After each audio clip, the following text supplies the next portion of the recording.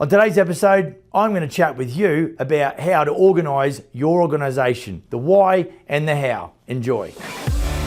How old are you going to be before you start to experience life like you want it? I want to tell you right now, whether you like it or not, there is a better way to do business. Hi everyone, welcome to the Business for Builders podcast. Welcome to you if you're in YouTube land. Thanks for dropping by. If it's your first time, I hope it's worth your while. And for those folks that have been with me for a little bit, I appreciate you sticking with me. I appreciate the love. One of these drops every week. Like and subscribe, all that kind of good stuff. Get across to Business for Builders VIP on Facebook. Answer the 3 questions. If you're a good sort, I will get you in there. I really encourage conversation between builders in there. That's not about me posting more of this content. I really want to create that place where we could have some experienced operators who might be able to help out those that are just sort of getting started or struggling.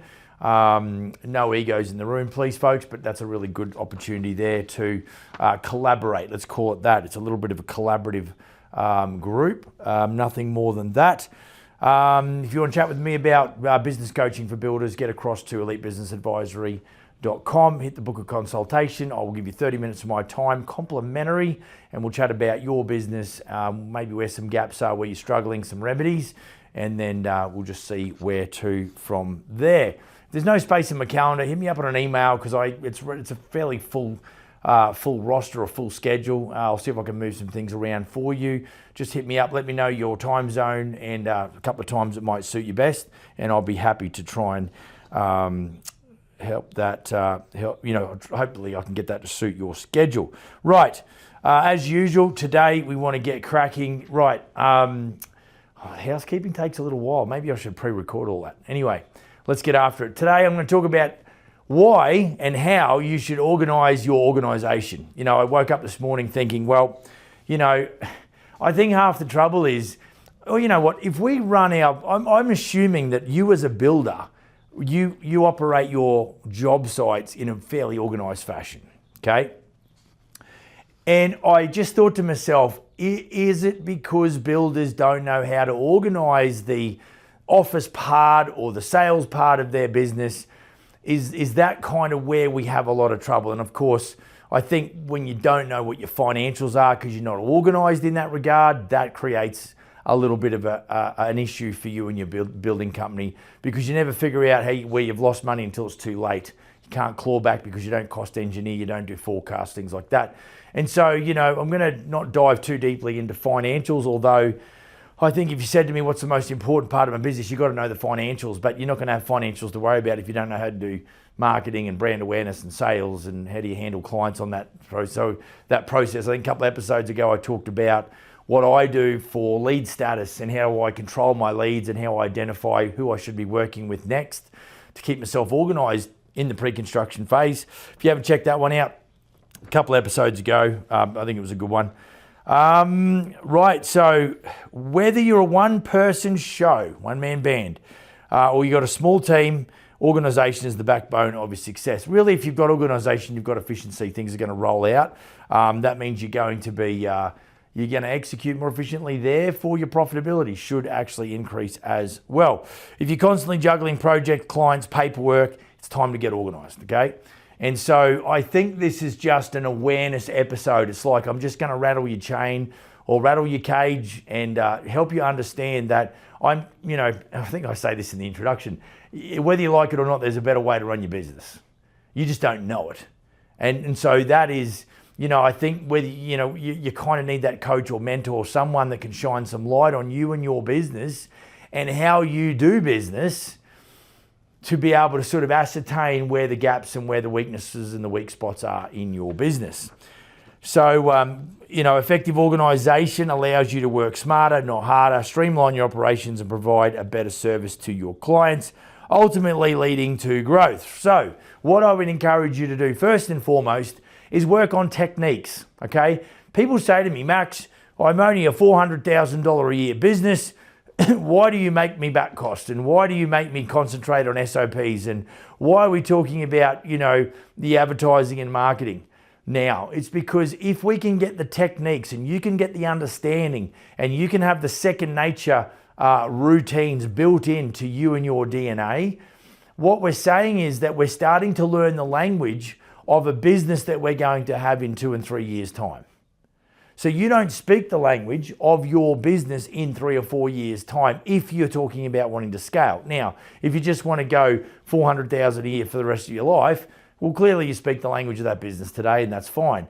But if you're talking about scalability or having the ability to scale, then you are now going to need to change. That means you're going to need to learn new things that you may not necessarily need today, but you are going to need tomorrow, figuratively speaking, okay? So let's get cracking. So remember, technique first, speed second. So I've talked about it before. You know, we had a gig the other weekend and it went fine, and now we want to learn 4 new songs. Well, guess what?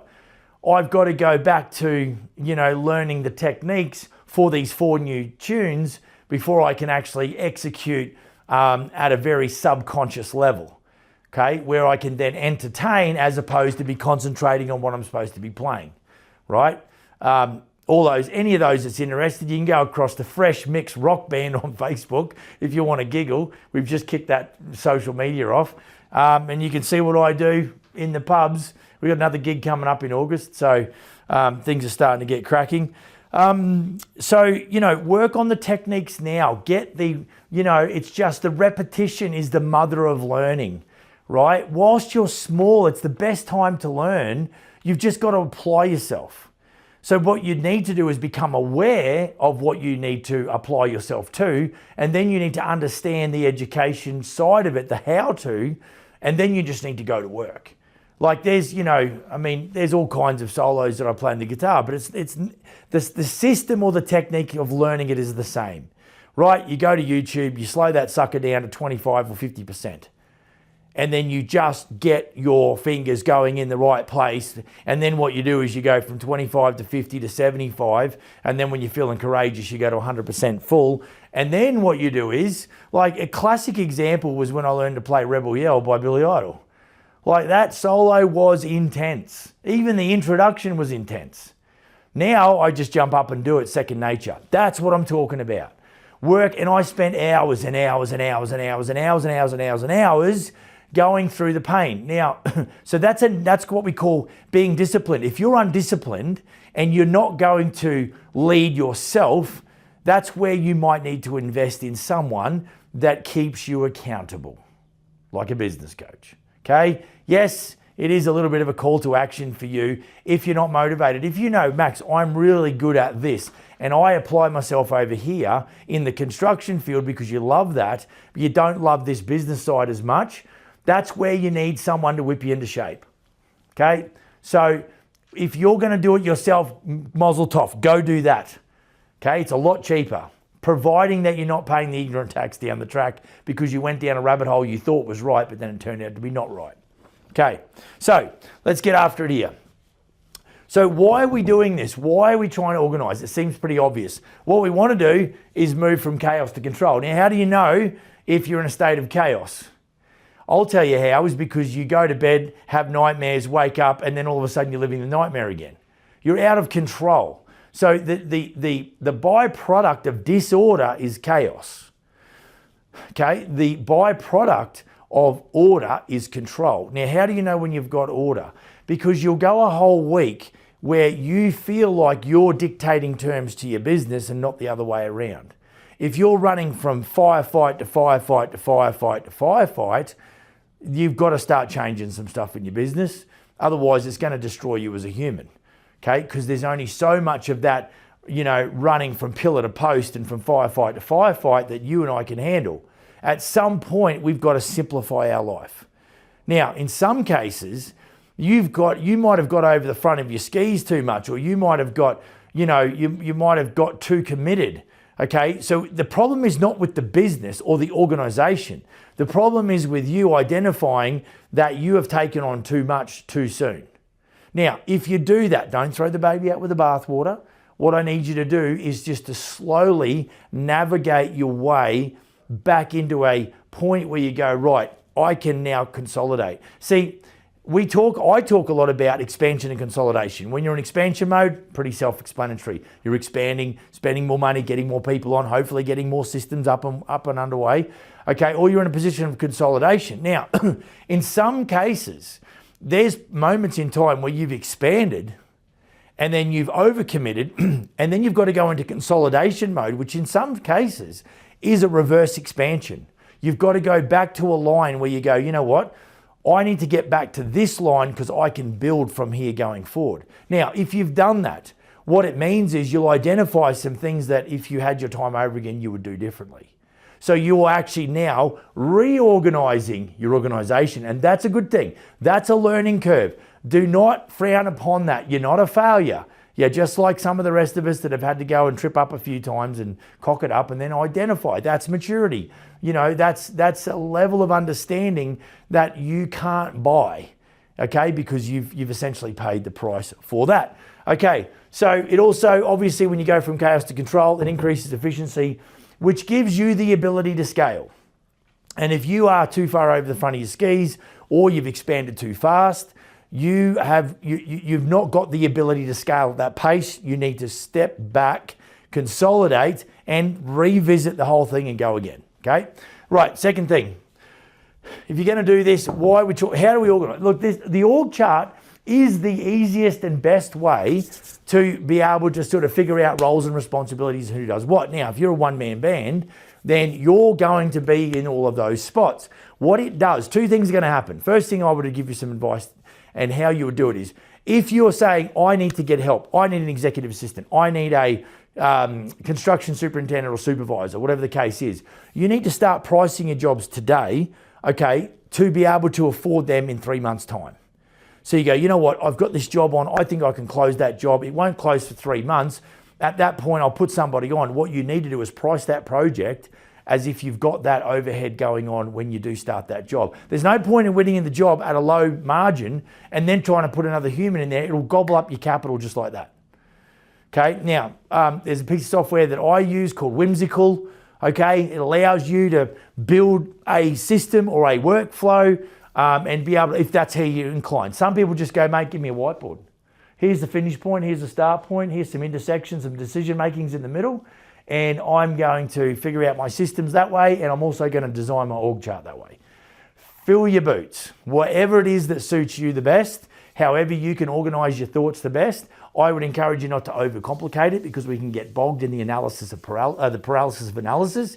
Don't look at it for too long. Remember, execution's the game. Go for that first. Right. So in the org chart, define roles and responsibilities. What are the workflows? Okay, this is how the phone rings here. Whose responsibility is that, and what are they got to do within that, and what's their objective? Okay, that also then does another thing, and it gives you accountability. So if something falls over, it doesn't work out, did they pay attention to the system, understanding their responsibilities and what they've got to do, or did they not? Okay, and obviously we want to use tools for this if we can. I use JobTread for the sales process, like I talked about a couple of episodes ago. Of course, number 3 is SOPs. For every single process, if it's got to be done more than twice, it needs an SOP. And again, use digital tools for that. Some you can get part of Google Suite. You might want to step up and start using stuff you're subscribing to. That depends on where you're up to in your business. That depends on the demand that's placed on your business, okay? But standard operating procedures, you've heard me waffle on about it before. Businesses run off the back of good systems, and good humans run good systems. That is going to give you control and the ability to scale. Now, it doesn't talk anything about your pricing model. So if your pricing model sucks, you're not going to live up there for very long, right? You need oxygen. Capital, profit, more so net profit, is where the bragging rights are. If you're getting that 8 to 12% net profit, mazel tov, but make sure you're paying yourself appropriately, okay? If you want to say, well, how do I know if I'm paying myself appropriately? Well, if you were going to get me to come and run your company, it's probably going to start in the 6 figures. Are you paying yourself 6 figures? If you're not, then your business is probably not at that profitability level that you think it is, that's appropriate or that's adequate, okay? It's probably not. Right, so digital tools, because SOPs are no good. Shelves are where good systems go to die. So if you haven't got an ability to, once you've designed the systems, to then deploy the systems across your organization, then they're going to be useless. What's the point of having them? So how do you go about doing that? Well, that for me, it's sometimes if I've got systems, I've got a documented system that I convert to a Google form, that I then have a QR code on site, that they can then hit that QR code, they can go and fill out that Google form, it ends up in my inbox, I can file that, I can use that to document what's happening within the business or the system, like a quality assurance checklist or something like that at frame stage. Pre-drywall's another good one. Then that's how I'm going to use those digital tools. And I put the link inside of our daily site log. So on this day, they did the inspection. The links are in there every time they open up a daily site log, and they just pick out the ones that's important to them at that moment in time, click the link and they go fill it out. Right. Obviously, organizing how you communicate with your clients. I think it's important that the expectation that I set early on is that I will always have a conversation with the client about whatever it is that we're talking about at the time, but I'll always back that up with some level of communication. Now, I like to do that in JobTread. Doesn't happen all the time because some clients get a little bit overwhelmed. Remember, our preferred client profile is between 45 and 75, right? It's pretty broad, but it's in there somewhere, which is great because normally they've done pretty well for themselves in life, financially. The challenge is they're kind of probably one of the least tech savvy groups within the demographic. Okay, so that creates a challenge. I mean, I'd love people for just to communicate via JobTread, my job management software, so that I can keep my ducks in a row because I'm running multiple inquiries, multiple projects. They're running one build and one project. But sometimes it's too overwhelming. And I know that JobTread has made it as accessible as possible, but it's not perfect. But we do pretty well. Now, a couple of pieces of software, all kinds of CRMs, customer relationship management systems.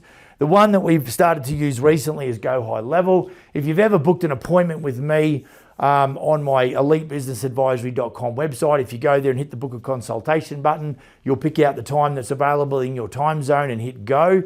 Odds on is you're going to get a text message, you're going to get an email. That is all generated off the back of a Go High Level CRM. All right, probably Go High Level is probably one of the more technical ones. It probably is up there with moderately too expensive, but it's very flexible and very very widely used in the agency world, right? So the idea is with a CRM is to educate, inform, and build trust.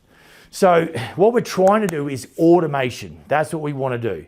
We don't want to be manually doing everything all the time. We want to have that automation underway. That's why I guess if you're a building company that does a lot of YouTube videos, if you're like me and you've got video testimonials, 20 plus on our website, those sorts of videos are doing a lot of the heavy lifting, a lot of the education, helping develop trust in the business, in the brand. I would encourage you, if you are the face of your business, to be the face of your business on social media. My team has got a mandate now that Smith & Sons Cold Dream is established. My building company that I'm a co-owner in. And as the sales guy, I'm going to become the face in this town for Smith & Sons Cold Dream. So that is the next mandate. So for me, client comms and expectations can be built around CRM, but in brackets, we can do that across social media as well. So there's another technology platform that we can use to communicate with clients and where we can set some level of expectation around what they are likely to experience when they, contact Smith & Sons Coldstream. Guys, if you've got, I don't think there's anything else I've got to add to that. You really should start thinking about how do I organize myself better if you haven't done in the past. And I think it's something that you can do, ongoing. Even for me, it's like, how do I do that better? What can I change to just tweak it? Now, I don't want you to go and mess with stuff that's not broken, but we've seen the AI revolution kick in the last 12 months, 2 years, let's say, and it definitely changes the way I do business. Now, just as quickly, to wrap up here, for me, I would always bang on about doing pre-construction agreement. Now, what I'm trying to do is find out who the players are by using that pre-construction agreement, and that is still valid. But using AI to be able to communicate back quickly with the client as it relates to a estimated price range, that's actually better. It's another little step in the way that I can use to organize who I should be dealing with. Because there's a level of authority, I suppose, or reliability, and it's getting better and better, where I use AI to give me a bit of an estimated price range. If I put accurate data in that's very relevant to my area and for that project, etc., and any other valid concerns, put that in there and I tweak that and I can ask it to redo and things like that. All of a sudden, what I'm doing with the pre-construction agreement is identifying players. What I'm doing with AI is I'm getting to an estimated price range to get people into the ballpark that go, yep, if you can do it somewhere in there, you're probably a chance. Then I might go to a pre-construction agreement after that. So that's how, we can use all of these different types of technologies to help create efficiencies and organisation within our organisation. If you've got any questions, drop them in the section below. If you want to email me, max@elitebusinessadvisory.com. If you want to get a complimentary coaching session with yours truly, we can chat about your business for 30 minutes, no strings attached. Get across to Elite Business Advisory, elitebusinessadvisory.com, hit the book a consultation button and grab a spot and we'll have a quick chat and just see where to from there. Don't forget, get across to Business for Builders VIP. One of these drops every week. Like and subscribe and go build a kick-ass business, and I'll see you on the next one. Cheers.